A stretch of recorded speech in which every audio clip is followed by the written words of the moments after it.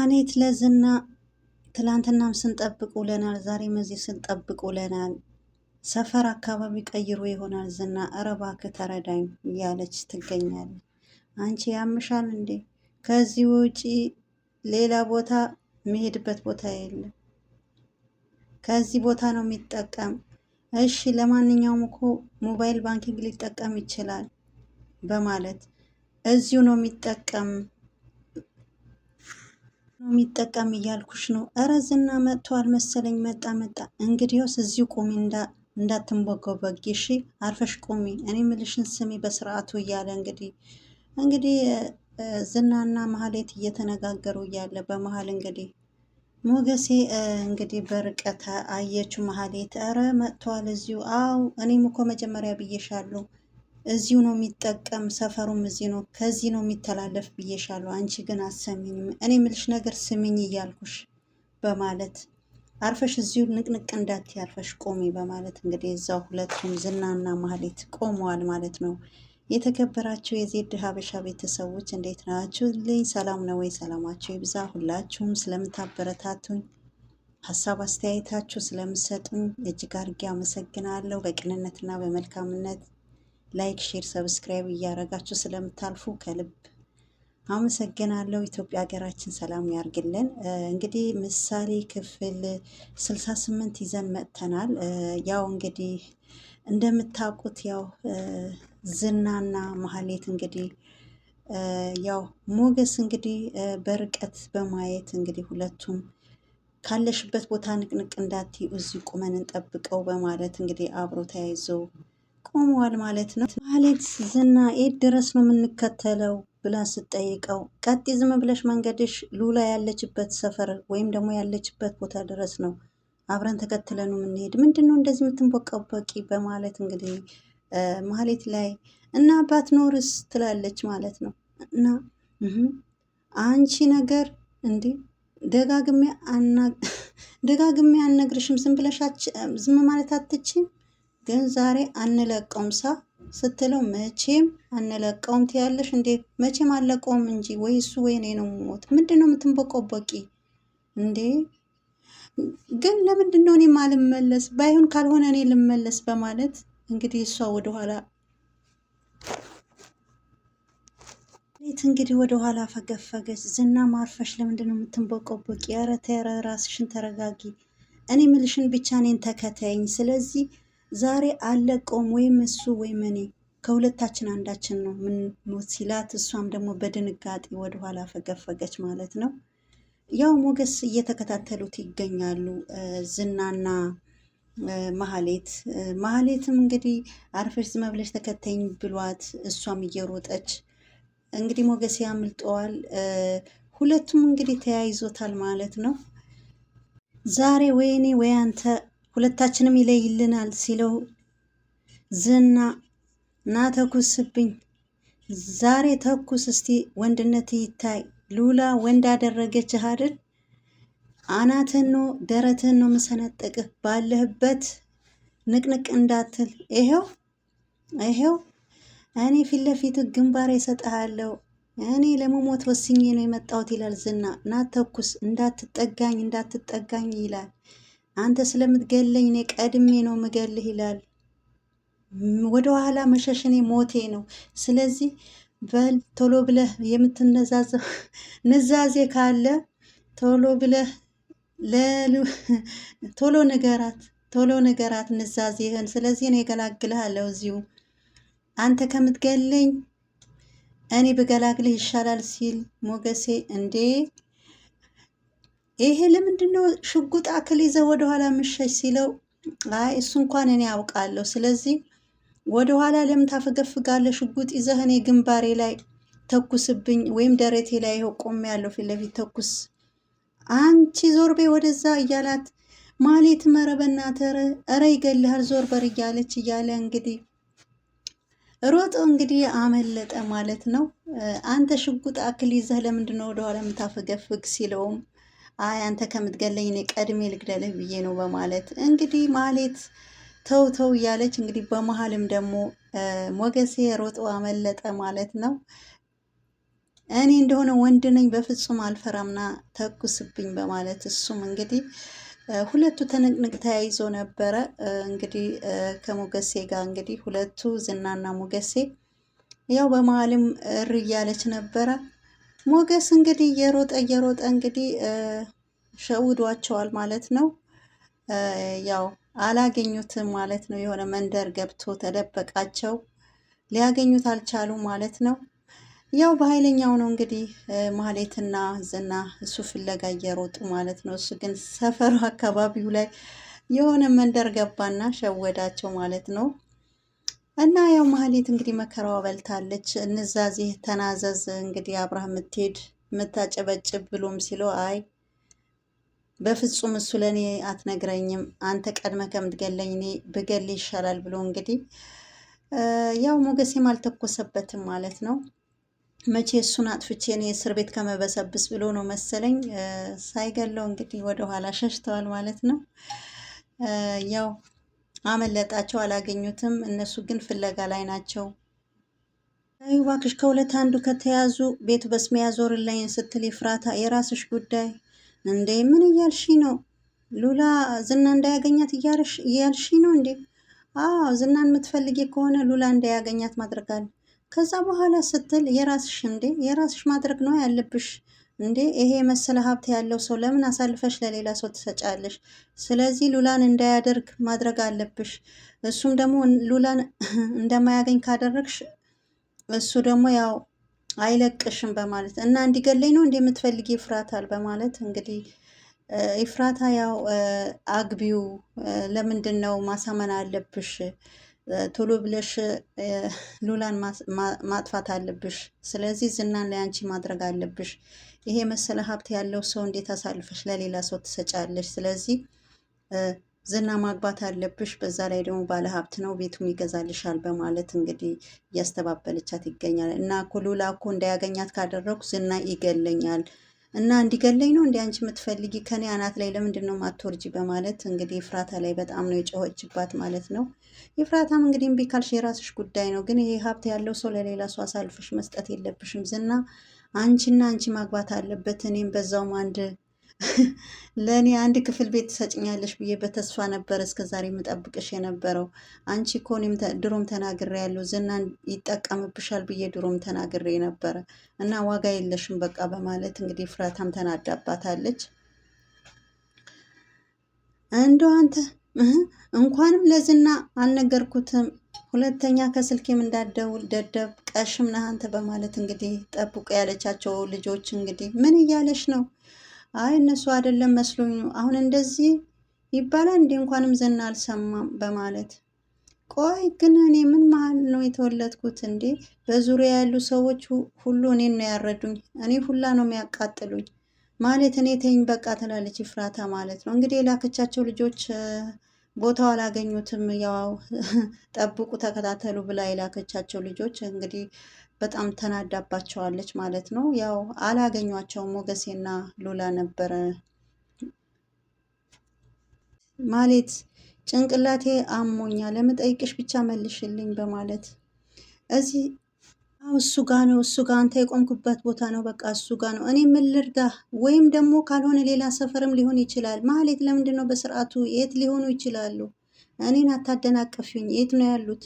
ያሉበት ቦታ ጠቁሚኝ በማለት ወይ ካልሆነ እዛው ያለበት ቦታ ቆም። ስሚ እኔና አንቺ ማይብ አይደለንም ሲጀመር። ተምገቦ ደግሞ ሄዶ ፖሊስ ጣቢያ አመልክተዋል። ይንቦቀቦቃል። እሱ እንኳን ታውቂዋለሽ። ደግሞ ምን ማድረግ እንዳለብኝ አንቺ አትነግርኝ ማህሌት። አንድ ነገር ንገርሽ ማህሌት፣ ሉላንም ሞገስንም አገኛቸዋለሁ። እሺ እኔ ምን ልርዳህ? እርዳታ ሲያስፈልገኝ ማህሌት እኔ ደውልልሻለሁ ራሴ። አርፈሽ ቁጭ በይ። ግን አንቺ አታደናቅፍኝ። በየደቂቃው እየደወልሽ ያሉበት ቦታ በስርዓቱ ጠቁምኝ ይላል ዝና። ማህሌትን በቃ እዛው ቆመ ጠብቃቸው በማለት እንግዲህ ያው ዝናም እንግዲህ ቆሞ እየጠበቀ ይገኛል ማለት ነው። ዳጣዬ ሞጌ የት ነህ? ናፍቀኸኛል። ምን ሆነህ ነው እንዴ? ናና ውሰደኝ ካለሁበት ቦታ። አሁን በጣም ጨንቆኝ ነበር። ያው ቡራ ማንም አይነካሽም ሲለኝ ዝም ብዬ ወጣሁ። እንዴ እና ታፍኜ ልሞት ቤት ውስጥ እና በጣም ደብሮኛል። በዛ ላይ ናፍቀኸኝ። እሺ ሞጌ የት ነው ግን ያለ? ከምር እኔ በጣም ናፍቀኛል ትላለች ዳጣዬ። ስለዚህ እሺ አንገናኝም እንዴ? ምነካ ዛሬ? እኔ በጣም ደብሮኛል ዛሬ። ስለዚህ ለዛ ነው የወጣሁት ከቤት በማለት እንግዲህ ዳጣዬ መንገድ ላይ የሄደች እያለ እንግዲህ የሆነ ሰው ከፊት ለፊቷ ስታይ በጣም ደንግጣ ለሞገሴ በቃ ዞር በል የሆነ ከፊቴ የሆነ ነገር አለ ብላ እንግዲህ በድንጋጤ ባለችበት ቦታ እዛው ቀረች ማለት ነው።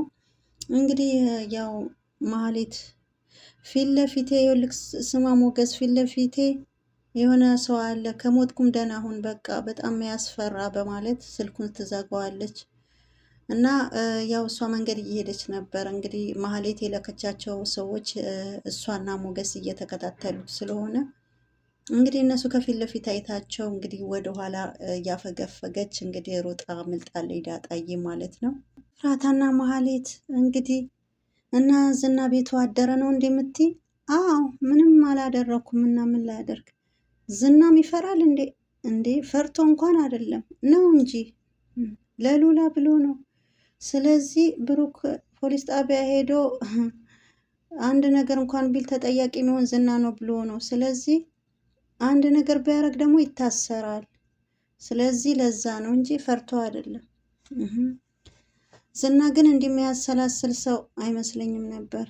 እንዴ ሊያመልጡት ካልሆኑ በስተቀር በፍጹም ከዝና አያመልጡም በማለት ይሄ ልጅ ግን መልሶ የሱስም ሳወራ እሱም ደወለ እንዶ በጣም አፍቅሬዋለሁ መሰለኝ በማለት እንግዲህ የሞገሴ አካውንት አለሽ ብሎ ደውሎ እንግዲህ ዝና ሲጠይቃት እንዴ ምን ነው በብር ተደራደርክ እንዴ? አንቺ ምልሽን ስሚ ዝም ብለሽ አካውንቱ ላኪልኝ በማለት እንግዲህ አሁን አለ የለም አካውንቱ የሞገስ አካውንት አለሽ የለሽም ሲላት አለ መሰለኝ በማለት እንግዲህ ፈቃደኛ አይደለች። በቃ ያለ ይመስለኛል እሰጥሃል፣ አሁንንም ላኪው። ምንድን ነው እንደዚህ የምትሆኚው አንቺ? ግን ለምን ፈልገህ ነው አንቺ ደንቆሮ? እየነገርኩሽ ትጠይቅኛለሽ እንዴ? ዝም ብለሽ ላኪው አሁንን ነው ያልኩሽ። እንዴ አሁንሽ የሱ ስድብ መስማት ነው እንደው አሁንም የሰለቸኝ። እንዴ ምን አለሽ ስትላት ይፍራታ የሞገስን እኮ የባንክ አካውንት እያለሽ ነው። እኔ እኮ የነገርኩሽ ነበረ በፊትም በገንዘብ እኮ ተደራደረ ማለት ነው ትላለች ይፍራታ። በፊትም እኮ ነግሬሻለሁ እንዲ ይጠቀምብሻል ዝና ብዬሽ ነበረ። ምንም እኮ አይጠቅምሽም ብዬ ነበረ ግን አንቺ አልሰማሽኝም ማህሌት ትላታለች ይፍራታ። እንግዲህ ለማህሌት ደውሎ እኔ ምልሽ ቅድስት ቤተሰቦችሽ እንዴት ናቸው ቅድስት እያለ ትደዋወላላችሁ ግን እያለ እንግዲህ ያው ለቅድስት ብሩኬ እየጠየቃት ይገኛል። አይ እናቴ ተቀይማኛለች፣ እናቴ አግቢ እያለች ባል አምጥቶልኝ አግቢ እያለች ነበረ። ግን እስከ መቼ ሰው ቤት ትኖሪያለሽ? ራስሽን ኑሪ፣ ራስሽ ህይወትሽን ለውጪ ቤተሰብ እያለኝ ነበረ። አሁን የቤት እኮ እንደ ቀልድ 6 ዓመት ሞልቶሻል። ከዚህ በኋላ ሌላ ቤት አልገባም። ሲጀመርስ ከዚህ ቤት ስለምን ትወጭና ነውና? አይ ጋሼ ትላለሽ።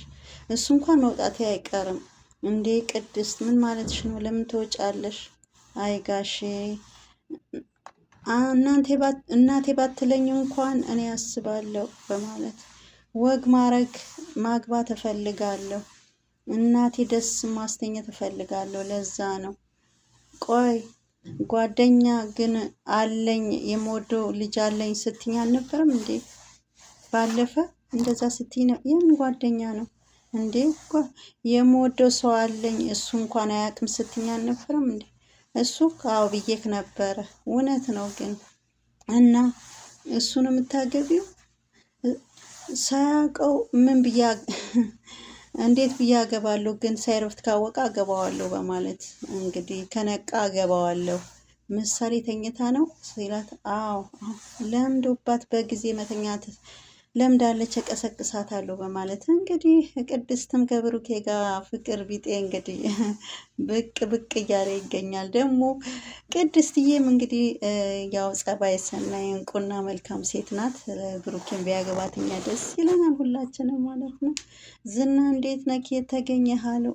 አይ ቅርታ እንግዲህ ዛሬ ሲቸግረኝ ፈልጌውት ነው ይላል። እንግዲህ ኧረ ችግር የለውም አንተ እርዳታ ጠይቀኝ እንጂ እንዴት እምቢ እላለሁ? ማስቸገር አልፈልግም ነበረ ግን በጣም እጅግ ወሳኝ ነገር ስለገጠመኝ ነው እንጂ። ምን ነው ሰላም አይደል እንዴ? አንተ እኮ የአባትህ ውለታ አለብኝ። እኔ የምችለውን ነገር ጠይቀኝ፣ ደስታው አልችለውም።